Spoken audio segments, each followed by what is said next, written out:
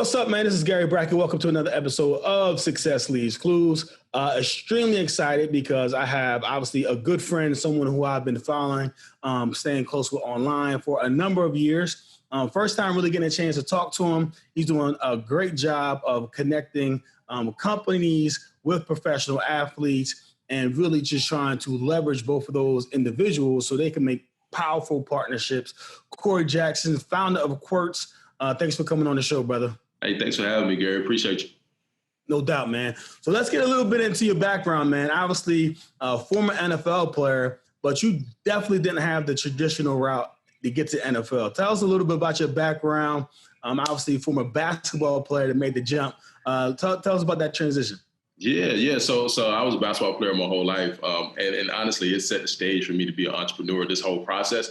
So I was one of the top high school basketball players in my area, but I'm from a small town, so that's not saying a whole lot. So where you from? I'm from a town in South Carolina called Cassett. So okay. It's so small, like we don't even have a real stoplight. Like it's one of those small town type situations, right? But I always get hooped, you know what I'm saying? So I was good, but small town, wasn't great academically at the time. So my guidance counselor told me my senior year, was like, man, college is not the deal. Like you know, you ain't got it. You know what I'm saying? Basically.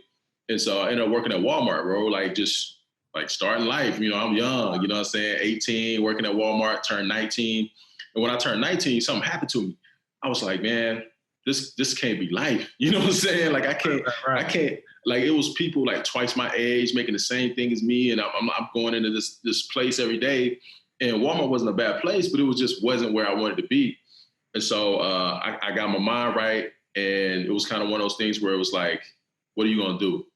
And I knew there was a junior college in Texas, man, called Ranger College. And it was they had a basketball program. I didn't have a lot of money, but I had enough to buy a one-way bus ticket. Wow. I copped that ticket and didn't enroll in the school, didn't apply for the school. The coach didn't even know I was coming. Hopped on the bus 2 days, terrified out of my mind because I'd never been out of South Carolina before. Like I'm a Crazy. Small town dude. Yeah. But I knew I had to control my own destiny. To make a long story short, got there, called the coach from the payphone at the bus station, convinced the guy to come pick me up. He got 25 basketball players. You know, basketball teams, 12, 14 players. He got 25. I walk in the gym, it's deep. I'm talking about hoopers everywhere. You know what I'm saying? So I'm sitting there just watching, and he let me play a pickup game. First play, bammed on 3 dudes. He stopped the whole game. He was like, you know what? I don't know why you came here, but I'm glad you did. And boom, like I was on. You know what I'm saying? And what year is this? This was 98. Wow. 1998. Yep. And so that changed my whole frame of mind about life. I was like, oh, you can just do this? You know what I mean? Like you can just create something out of nothing. Man. And so I went from there, got a scholarship at the University of Nevada. Nevada became one of the top rebounders in the nation, averaged a double-double. Didn't get drafted by the NBA. So I was like, man, this is crazy. Went to the Summer Pro League, got busy, still didn't get no love, but got some offers to go over to Europe.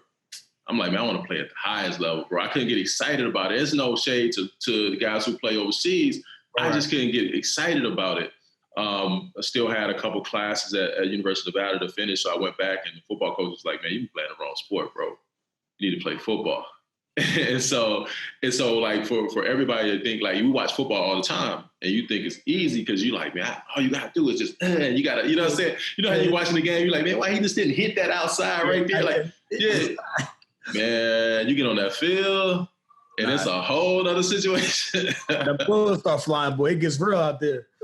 And so I'm out here, bro, like, just struggling. Just. But I'm super athletic, but I couldn't make no plays. So what's the tell of the tape, man? What's your intangibles, bro? Like, how big were you at the time?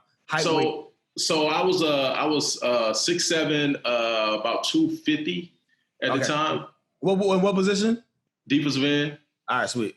Yep. And so, but I didn't really understand the technical part of like football. So, little dudes pushing me around, that type of thing, Right. And so I'm like, man, this is crazy. But what happened was I ended up finishing that semester out, and we had a guy on our team. You might know Nate Burleson. Yeah. So Nate was on our team, and so we was getting like a lot of scouts wanting to come to pro day and all that good stuff. And so I'm going thinking about basketball. And one of the coaches called me and said, "Hey man, you need to come down here to the field, bro. We got some scouts out here asking about you." And I'm like, "What?" It's like they want to see you work out. So I go out and do that pro day. Ran like a 4.6, jumped like a 38-inch vertical. You know what I'm saying? Just But I ain't never did all that before, so I didn't really know what that meant. You know what I'm saying? So I was just doing it. You know what I'm saying? Yeah. And literally, man, walked off the field. My phone rang. It was an agent. Like, yo, you killed it. I want to represent you. You know. And, you know, that's how I got started with football, man. Just got on a bus one day, man. And you know, things started happening, you know. It's crazy how most people like sit back and wait for inspiration. But I found that inspiration actually catches you during movement. Oh, yeah. You got to be moving. You got to be moving for sure. So what year is this like, what draft is this that you're up in terms of that pro day? 2003. All right, sweet. So that's same. So it's funny, right? So I'm 2003 as well. So same draft class. Yes. I was a undrafted. So but similar thing. Killed pro day. Yeah. Opportunity. So after the draft, did you get drafted? So I didn't get drafted. I had about 10 teams that were saying they was going to draft me in the 6th round. All right. 7th round came, didn't get drafted. And then, bro, like at the end, I only had one team, bro. It was the Browns. And they called. I tell people all the time, all it takes is one, bro. That's it. They hit me on the jack, like get on the plane. I was like, my bag's already packed. Let's do it, you know. And so that's how I went down. And so then you went to the Browns, 2003. Was Andre Davis there then? Yeah, Dre was there. Yeah. Hey, Dre is like one of my favorite people in the world, man. Yeah, good dude, super good dude. Great dude. Him and Monique, man, I love them. So you went there in 03. How was camp for you? Brutal, man. It was brutal. I didn't have a point of reference, so I didn't know like all the basics. But I had a really good D-line coach, Andre Patterson. So what he would do with me, man, he would like, okay, I didn't know any of the blocks or anything. So like if somebody would give me a base block or reach block or cutoff block, like he had to teach me literally ABC 1, 2, 3. Right. So every day he would just say, okay, just focus on defeat the base block every day. Then the next day he'd be like, all right, you're going to get a bunch of reach blocks. You got to defeat, you know what I'm saying? So he just really broke the game down for me. And, you know, by the end, they saw a lot of potential because, like I said, I was very athletic and I had, you know, the body type and all of that good stuff. And so it ended up working out that way, but it was brutal, man. It was like, I'm talking about, it was however, like, information you get in college, it was probably like 100 times more than that. Like, I was just like, oh my God, like, this is like crazy. It was just so much information. So did you have like a welcome to the NFL moment? Like, you know what I'm saying? Like just one moment, like, yo, I'm in the league. Yeah, man. My first preseason game, man, my man, so my D-line coach, Andre Patterson, he tried to look out for me. He's like, listen, we're gonna play you, but we're gonna play you a little later. So just, you know, just pay attention, you know what I'm saying? And we're playing like the Packers or something like that. Bro, it's first quarter. He done grabbed me by the shoulder pads and like, get in the game. So I was like, oh my God. So I'm a fan now. I was watching the game. I'm like, you know what I'm saying? Now he like, get in the game. I'm like, man, I'm trying to grab my helmet. I'm scrambling. I get in the game. They already done called the play. So like the whole defensive line is like down. The linebackers, you know what I'm saying? So I run on the field, buttoning up my helmet and literally get in my stance. And it was a stunt. So I was stunting down into the B gap. And so as soon I said, what's the play? They tell me to play, and the ball snapped. And bro, I shot off that line so fast, dog. I'm talking about like nobody touched me. This is how crazy it was, right? So this is my moment.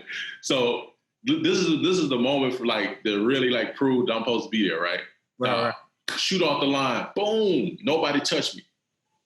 I go so fast in my mind, I'm like, man, was I offsides? Like, you know what I'm saying? Now, like, I'm not sure what done happened, right?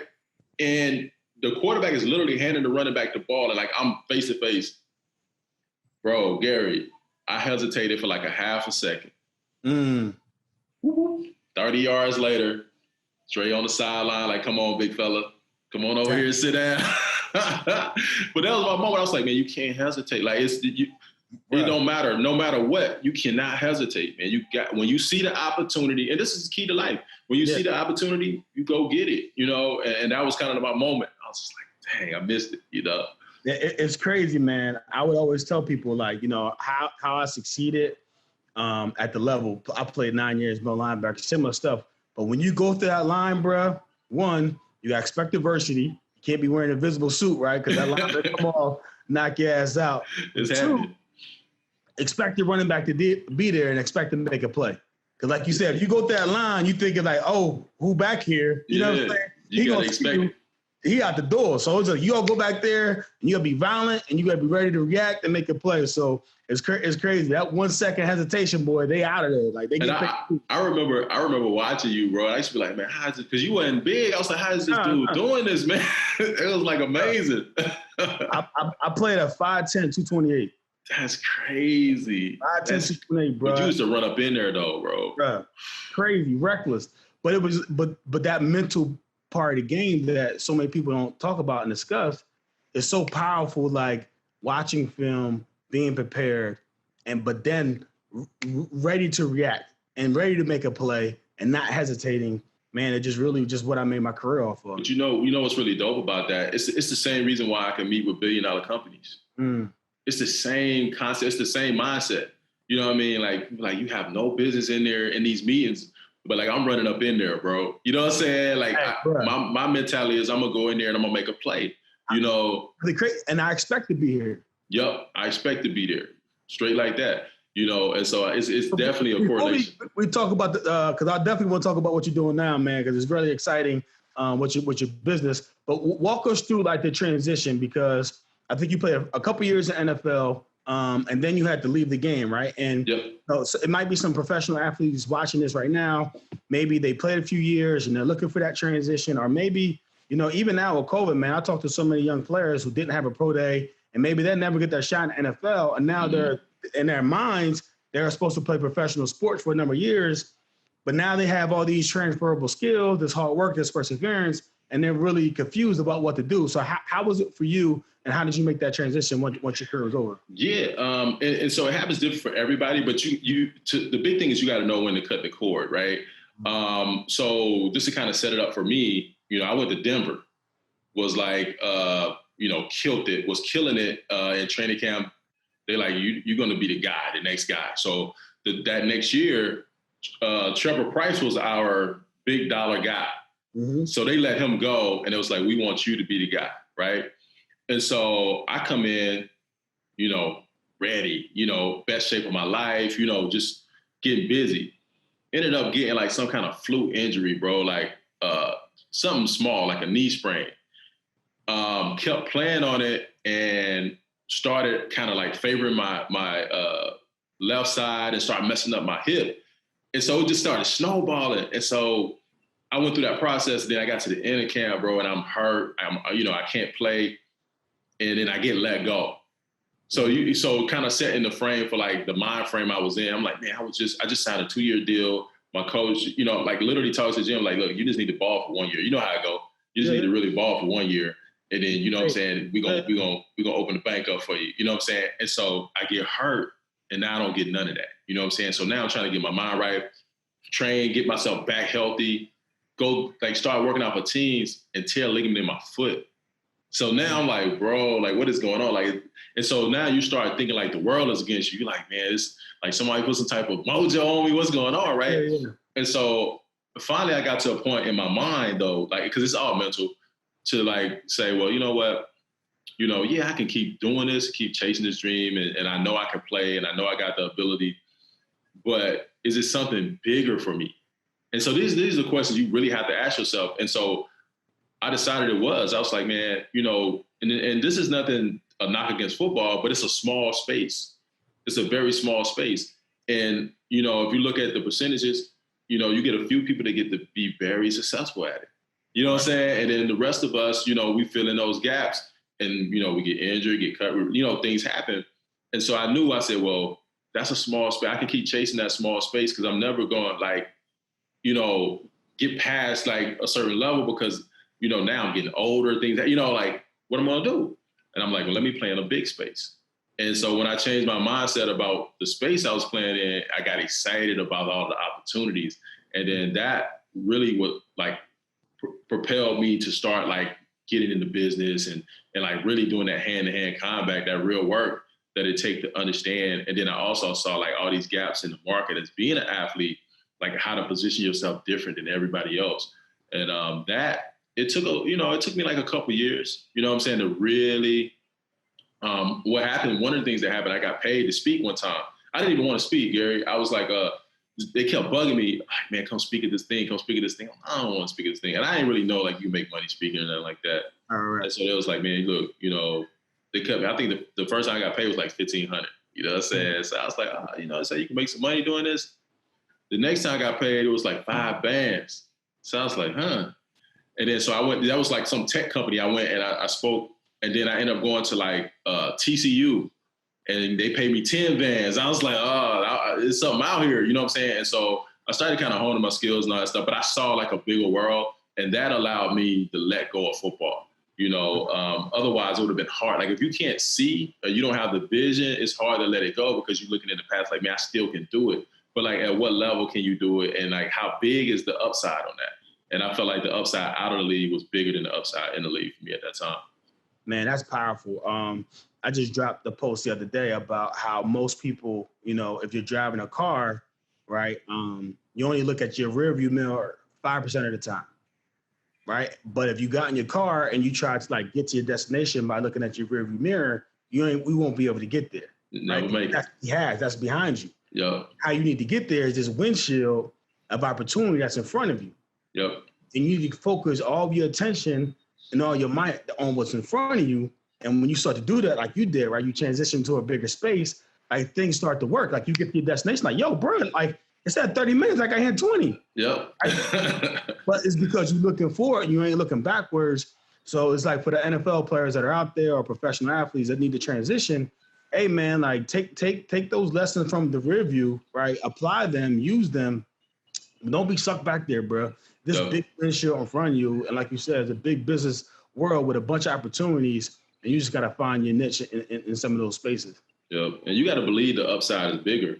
Like, if you don't believe, like, that's the hardest part. Like, if you don't believe that you can do better, you're going to keep trying to hold on to what was.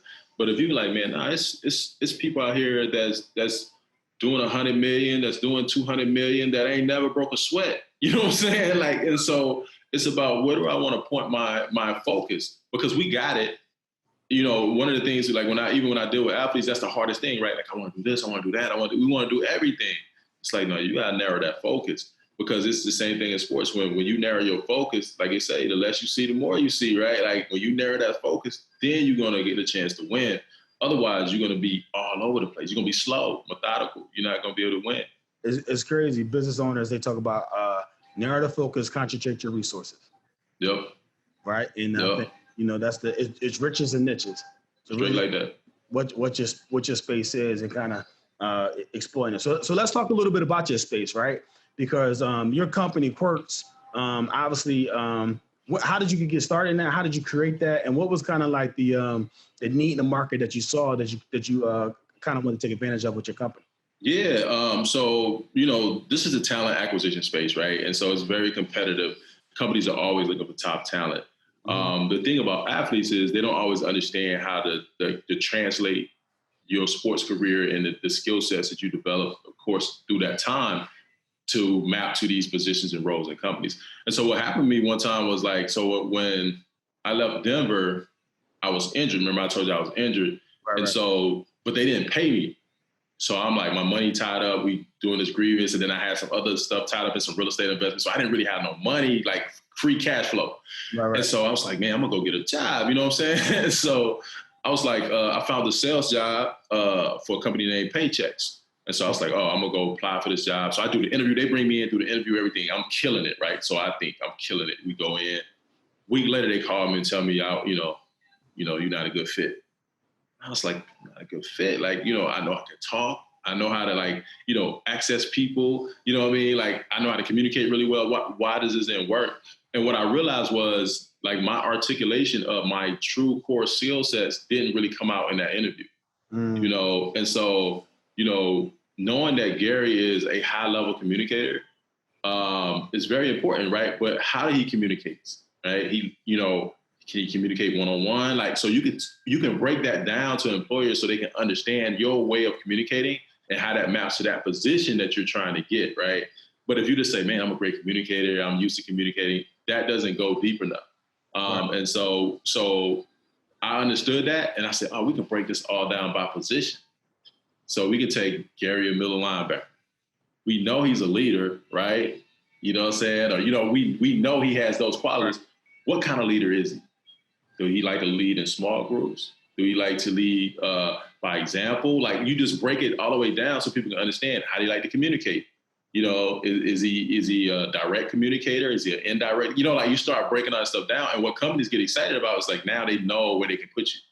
Right. They're like, oh, wow, he'll be great at business development, or he'll be great in our marketing team. And so now we created a space for them to interpret, like, basically I call it decoding. We decode the whole thing and then be able to interpret that to the company so they can understand why Gary is the fit.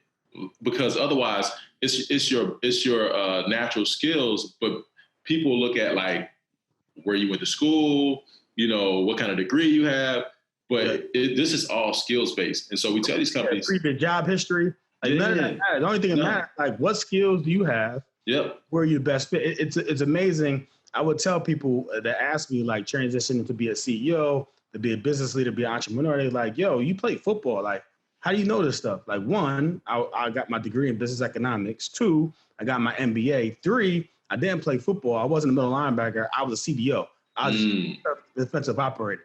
Yep. Right? I effectively communicate game plans across the front line and the back line. Right? Yep. I pivoted and made game time adjustments on the fly to reinforce exactly what we wanted to do, and also adjust based on market conditions. Yep. Right? So when people hear that, you break it down, people are like, oh, like, so you mean to tell me you're a leader? Yeah. You're someone who can assess a current situation and then make a game time decision. Like, all right, we can use that. Yeah, because you don't want to lead the work for them. I tell people all the time, you don't want to lead the work for them to figure all that out. You want to be able to explain all that and share that with them so they can be like, oh, wow. Like people talk about, like, well, you never worked in a company before, so how do you know how it works? I was like, well, company structure, right? I play D-line, that's a department. You know what I'm saying? Officer line, that's a department. You know what I'm saying? HR, marketing, those are departments. It all works together cohesively for the success of the company, right? We have the same things. It just looks different, but we have to interpret it in a way that resonates to these companies, and they paying, so we try to put people in positions to make, start off close to six figures as possible, because we know that they have the skills to warrant that. But it's about our communication with the companies. Like, we have to educate them on what that looks like. So let me ask you this. So if you're a player and maybe you're transitioning, right? So maybe you're out looking for a job, like, how do they connect with your company? What exactly do you do for them? What process do you walk them through to kind of get them positioned to kind of make that type of money? Yeah. So what'll happen is they'll go to Qwerkz.com, which is QWERKZ.com. And right now, when you go there, there's a landing page. You can just fill out the form, and then we'll contact you and get the process started. But we're rolling out our first version of our software in like 2 weeks. And so in 2 weeks, what will happen is when you go on, you'll register, log in, and then you'll go through an assessment. And this assessment is going to really decode your career. It's going to pull out all of the real hard skills, soft skills, DNA skills, all those things. And then what it's going to do after that is generate a resume for you. So you don't have to never create a resume again, right?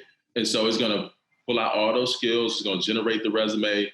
And then it's also going to inform us on what companies, what position, what roles we need to be connecting you with, right?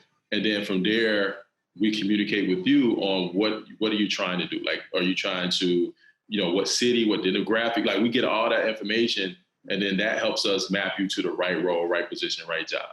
Man, that's powerful. Is that like, so is it like a DISC profile? Is it a Colby, like Enneagram? Like, what, or is it your own stuff? Like, what kind of assessment are they taking? Yeah, so this assessment is, we created it internally. So it's our process. And so it's really based off of everything, like just kind of how you were talking about. I'm a middle linebacker. Okay, we do an assessment based upon a middle linebacker, and you get all of these skills that we translate into the verbiage that makes sense for companies, because that's really where the disconnect is, right? How the verbiage is and how they understand what happens. And then all of that goes into that resume. You can PDF it, you can edit it right from our platform, all of that good stuff. Man, that's beautiful. I think there's a saying that says, like, most people aren't tired or bored. They're just in situations that doesn't light their life on fire. Yeah. Like so many people, right? They don't get to choose their job chooses them. Yeah. And they're in situations where they're not fulfilled and they don't feel like they're in the highest and best use because they didn't take the assessment and they don't really understand and decode what skills they have and what they would be best suited at in order to, like, you know what I'm saying, have that fulfillment that they're looking for. Yeah. We had a meeting with an athlete this week, and it was really interesting because he kept saying, man, you can really do this. Like you can offer this to the, like, cause we make offers to the companies. Cause people are used to waiting on somebody to make them an offer. You know how somebody's like, man, I'm waiting on this job offer. Yeah. It was like, man, you can do this. You can go and say, I want to work for this company, and we can go out and, cause we proactive, right? When we do your assessment, we find out where you fit and what you're looking for, we go find that thing. But he couldn't believe it. He was blown away. He was just like, I can't believe that. Like, I just thought you fill out a resume and wait for somebody to call you. I'm like, no, that's not how the real world works. You know what I'm saying? I said, this is how a lot of people operate. That's why they don't get what they want. If you see what you want, we go get that. That's what you want. That's it, right? Yeah. The oldest thing in football, right? See ball, get ball. Get ball. That's it. Right? But that's life, right? Yep. See job, get job. See opportunity, get opportunity. Right? Yep. Don't complicate things, right? Like, break it down. Yeah, it's pretty interesting because I think sometimes when people get out of what they feel is their natural element, it makes them kind of reserved, right? Like we know what to do, but it's like, man, this is an unfamiliar space, so I don't want to behave that way. And so you got to remember how to behave, right? You say, nah, I'm aggressive. I go for what I want, right? I make this move. I'm gonna take this chance. Like, this is who I am. And so you don't digress. You just lean more into who you are. Nah, man, that's beautiful. So from the company side, like, what companies do you work with, or how do you, like, connect with the company? So say a Fortune 500, like one of those companies that you discussed, how do they get in touch with you, or like how their process? Because a lot of companies are looking for professional athletes in particular, but have no idea, like, how to find those individuals. Yeah, we work with a lot of different people, and we partner with different people to help connect us with companies. One of our big pushes now is like technology companies. Some of them are fintech companies. We actually go to their campuses. We visit. We go through the whole process. We meet with their HR. We meet with their CEOs if they're available, to really, like, understand their layout, their culture, and things like that. But a lot of times we get direct connection, but a lot of times they come through our website as well. Maybe somebody that saw something that we were doing that worked for a Fortune 500 company, they'll send someone to our site and they go to the Qwerkz site and put in their information, and then we contact them. But we're making it where it's more robust, where the companies can access the athletes directly. And like I said, we're a couple weeks away from that, but that's going to make it even more dynamic. But yeah, the site is where everything happens. Like, everybody comes to the site, and then right now, like, when we started off, it's all hand-to-hand combat, right? Somebody comes in, we see what they want. Either myself or one of our recruiters reach out to them, and then we start the relationship. But now, because we knew we need to invest in the software to make it more robust and more dynamic, so that more people can get on and it can be more automated. Because you hit a wall at some point. Like, you can only do so much, and so technology allows you to scale all that so much more. So now we can intake more. And so we're trended in the direction of, like, really getting a lot bigger. Man, that's beautiful, man. Man, I definitely wish you the best. The last question I always ask my guests on the podcast is, the podcast is Success Leaves Clues. And obviously you dropped a lot of clues around your success in terms of your mindset and thinking of something bigger when you're leaving the game. But if you had to, like, pin one clue that you've kind of learned throughout your journey of success, like, what would that be? What would you share with the audience in terms of one clue that you've learned that if they apply in their lives, that they will see greater success? It's kind of back to kind of what you said, see ball, get ball, right? Don't be afraid to go anywhere. I'll go anywhere in the world, like literally anywhere in the world. And I think sometimes we get bogged down in just, like, our little space. And if it's not happening for you, it's somebody that needs what you have.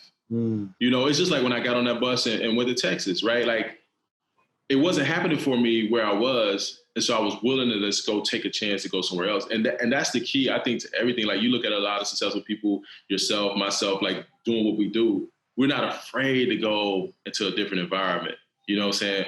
We're not afraid to go into the cave with the bears and come out with the meat. You know what I'm saying? And bring it back to the fam, right? And so you got to take that same mentality. Go where it's at.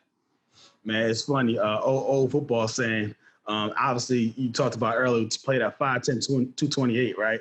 And old little drink, I used to tell the coaches, like, hey, if you see me in a dark alley with a 7-foot, 400-pound grizzly bear, you better go out there and help that bear. Yeah, I'm coming with it. You know what I'm saying? You better go help that bear. I don't need no help. That's right. That mentality is the same, right? It just that's where it starts with, man. Yep, it's right bro, there. I appreciate you so much, man. We definitely have to get together and do it again. I definitely probably going to call you back when it all launches, because I want you to share your screen and kind of walk people through that process, man. I think for sure. For some of the players. Last thing, where can they connect with you at? Like, where can they find you at? LinkedIn. So I'm big on LinkedIn. I love LinkedIn. So it's easy to connect with me there. We got a Qwerkz page on LinkedIn as well. So we share a lot of information about, you know, hiring, diversity, all that good stuff. Also, Qwerkz.com, which is, like I said, QWERKZ.com, where you can actually sign up and start the dialogue and kind of get your profile going. And we have a Qwerkz page on Instagram as well as Qwerkz app. So any of those places, you can definitely connect with me, and we can definitely, you know, link up. Sure. Man, that's beautiful. Hey, man, appreciate you, man. Let's definitely stay in touch. And everyone's watching this podcast, man, please share this. If you know a professional athlete, tag them below. Definitely want to get our guys help, position them for success, man, because those transferable skills that you've learned, if you're an athlete, you could take over and use those as business as well. So definitely follow us on YouTube, share this link, and to stay connected to my man, Corey, man. He's doing beautiful things, man. Appreciate you, brother. All right, man. Appreciate you.